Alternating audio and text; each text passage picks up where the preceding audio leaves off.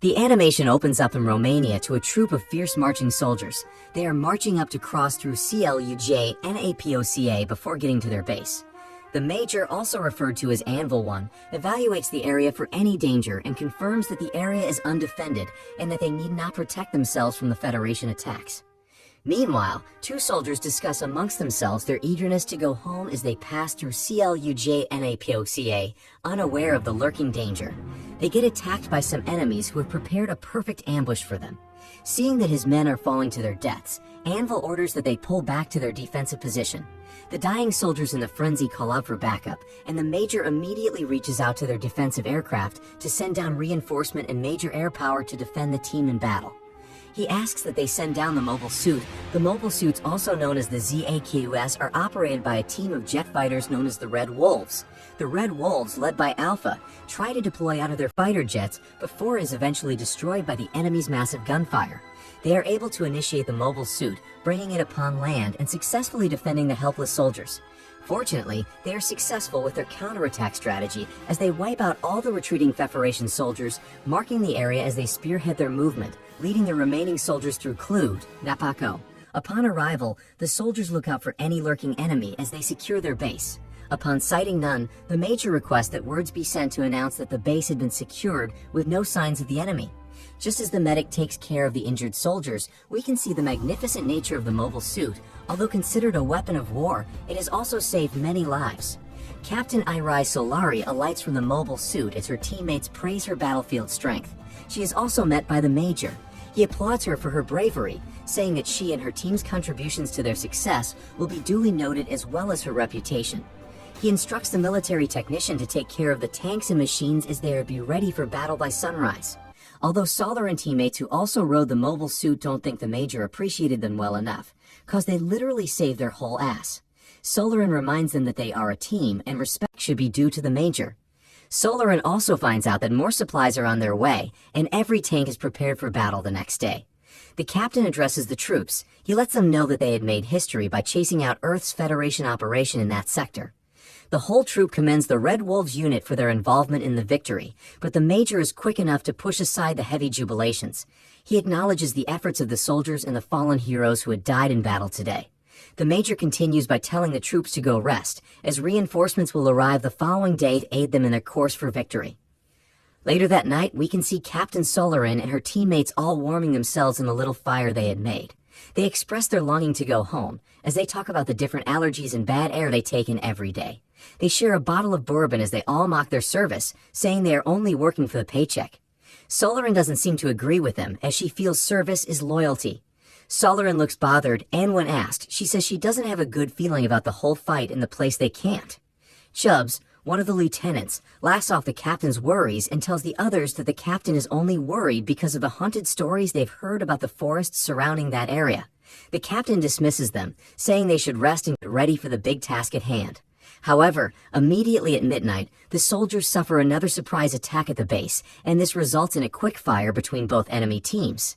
Solari quickly launches the mobile suits at the command of the Major. They begin to fight off the enemies but are overwhelmed by the new machinery that is introduced by the enemy base.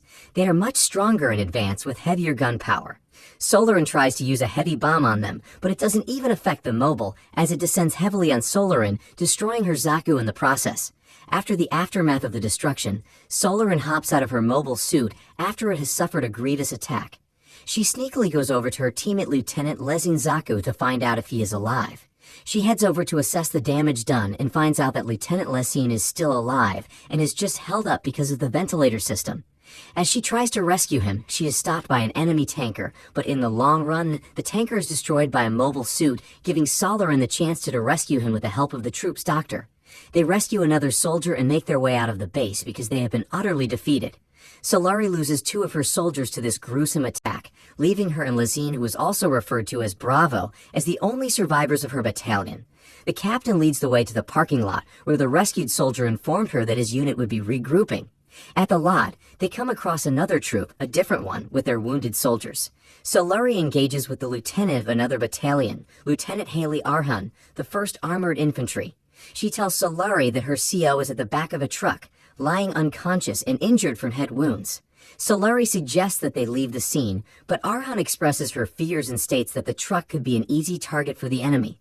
Solari promises to protect the troops and offers to be a bait to distract the enemy. She asks for a volunteer, and Lieutenant Heaton Ardor volunteers to help in her plan. They help the soldiers and all plan to evacuate the area. They distract the enemy's mobile suit and make a successful exit. In the countryside, they find a roadblock filled with enemy tanks, but with no other choice, they decide to bust through it.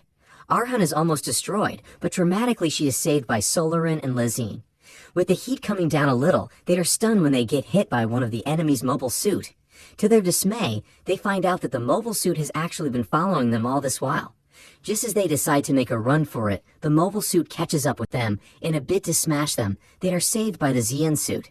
Solari and her crew use this opportunity to try and flee the scene, while the Zeons fight the deadly mobile suit. The enemy's mobile suit is able to use his saber-like weapon to destroy the Zeons. In the next scene, we can see a flashback where young Solarin could be seen pushing a baby trolley with a baby inside, playing with a neck piece that has a clock-type pendant. However, there's a sudden earthquake and Solarin falls to the ground. She appears to be in a trance. She is surrounded by fire and sees a young boy standing on a clock. As the clock chimed 12, there happens to be another earthquake. Just then, the boy looks up and tries to grab her hands while calling out "Mommy." He fades away, while the deadly mobile suit appears, which immediately wakes Solarin up. She had been dreaming. The team reached Brigade Headquarters, Solara Primary Base, another base that had also suffered great destruction and attack from the enemy's suit. Just as they access the place, they suddenly engage in a gunfight with who they felt was the Federation unit, but they are surprised to see a Zeon. She is terribly injured as she falls to the ground. She tries to tell them of the Fed's new mobile suit, but Solari and her team are first-hand victims of the mobile suit's cruelty. They agree to take her to a recycling facility which Lieutenant Heaton, the rescued soldier, had informed them about. On getting to the facility soldiers had to stop them for a proper identity search, but eventually helped the wounded soldiers when they saw that they meant no harm. The major of the base, Major Rolf Ronet, addresses Solarin, and they introduce themselves, but he maintains that Solarin and the injured soldiers find someplace else for refuge as the camp has more than enough mouths to feed. Solarin is disappointed, but they however see an old friend who is introduced as Captain Zydos, also known as Alfie. He greets Captain Solari and Lysine and asks about their other colleagues. He expressed sadness upon hearing that they passed away. Solari explained what had taken them out, and Alfie responds that the robots are called the Gundams and are built for massive destruction. He is also afraid that one day they will find their location base and hunt them down. The captain signals them to come have dinner and says he'll speak to the major to allow them to stay at the base. The next scene opens with them having dinner and talking about the events of the day.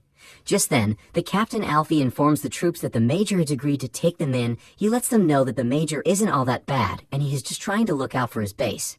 They talk about the war, and during the course of discussion, Solari gets distracted. She remembers her early life as she stares deeply into a family picture. She immediately comes back to reality when Alfie calls out her name. He preaches about independence and how they need to fight back against the feds that have oppressed them for so long. When Solari finds out that Captain Alfie and his team basic work is to strip usable military suits and recycle the rest, she comes up with an idea that they could build 1 or 2 mobile suits. Just then, she hears again the same sound she hears whenever the Gundam strikes and runs out to investigate. She informs the team that the Gundam is at close range and would kill them all if they had no defense plan. She tells Alfie to create 2 mobile suits from his recycled materials, and after pep-talking the mechanics, they agree and successfully build 2 mobile suits. The Major, however, is not happy with the development and tells Solari to stop the building. He storms off to stop them, and while still speaking, they come under attack by the enemy suit. Solarin obtains permission from the Major to use the suits which she got, and they fight off the Gundam, but this time the Gundam comes with a friend. The Gundams approach the base and are fought off by Solari and Lysine, also called Bravo.